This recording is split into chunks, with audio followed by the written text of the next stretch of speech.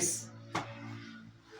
YouTube channel easy to learn by B K Mishra में आज हम फिर आपको बताएंगे कि पी एक्स और क्यू एक्स को भाग करेंगे तो क्या भागफल आता है, क्या शेषफल आता है और कैसे करते हैं।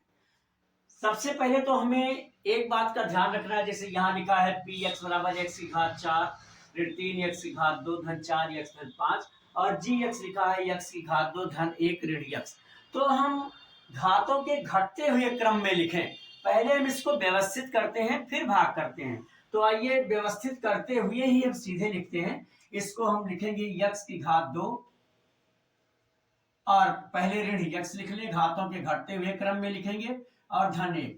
अब हम भाग करेंगे x की घात 4 ऋण 3 x की घात 2 धन 4x और धन 5 में।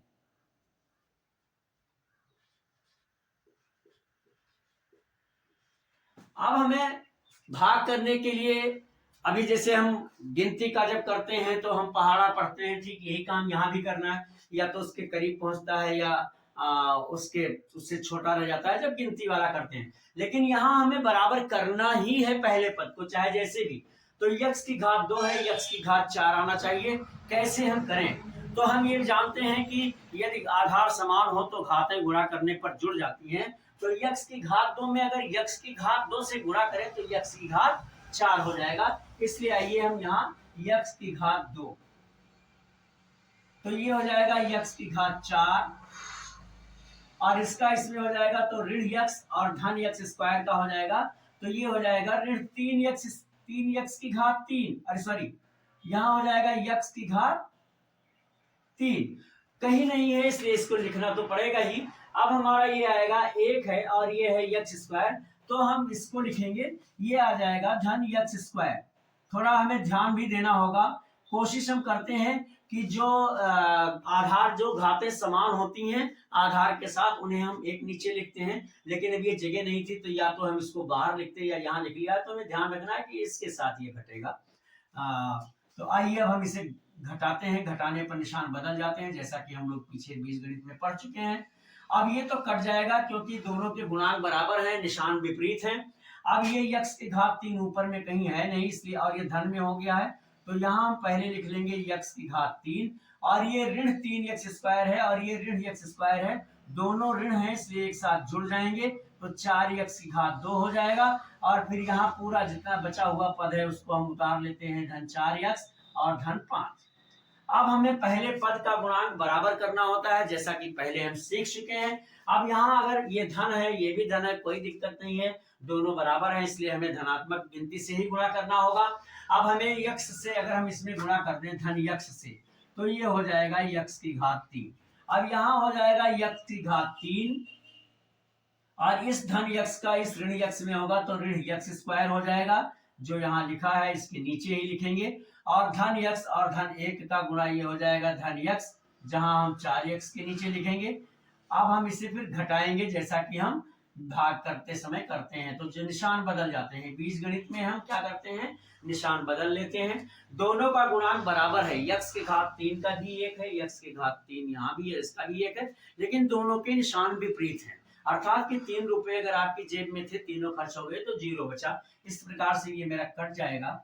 और यहाँ ये ऋण था और ये धन था, ठीक है।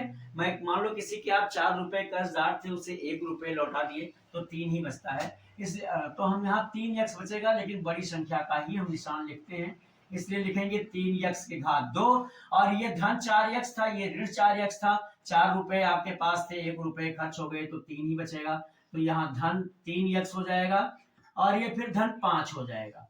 अब हमें पहला गुणांक बराबर करना होता है, चाहे जैसे भी करके करना होता है।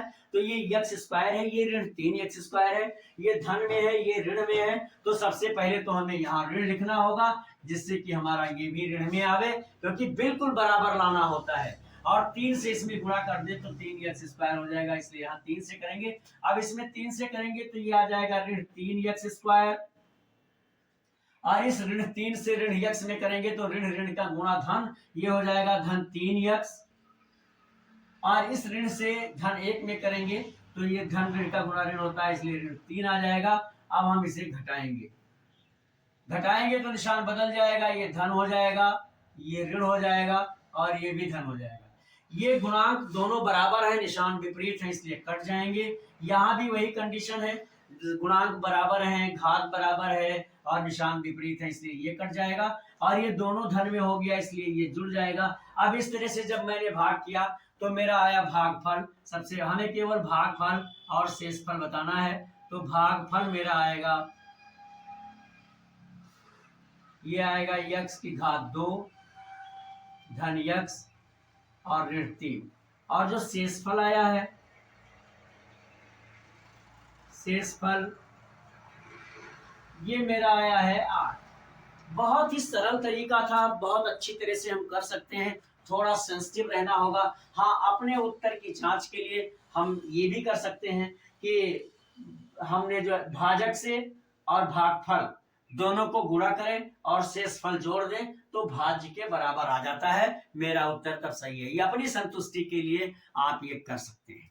अब अगर ये मेरे बताने का तरीका अच्छा लगा हो, समझ में आया हो, तो प्लीज मेरे वीडियो को लाइक जरूर करें और शेयर भी करें अपने मित्रों को। और यह चैनल न सब्सक्राइब किया हो तो जरूर कर दें। मैं फिर एक बार बताना चाहता हूं कि आपकी किसी भी तरह की समस्या हो मैथमेटिक्स में या हिंदी के ग्रामर में या इंग्लिश के व्याकरण ग्रामर में या फिजिक्स के न्यूमेरिकल में, तो जरूर आप मेरे व्हाट्सएप नंबर 9452510385 पर लिखकर भेजें। सलूशन आप तक अवश्य पहुंचेगा। अब तक मेरे साथ इस वीडियो में बने रहने के लिए बहुत बहुत धन्यवाद।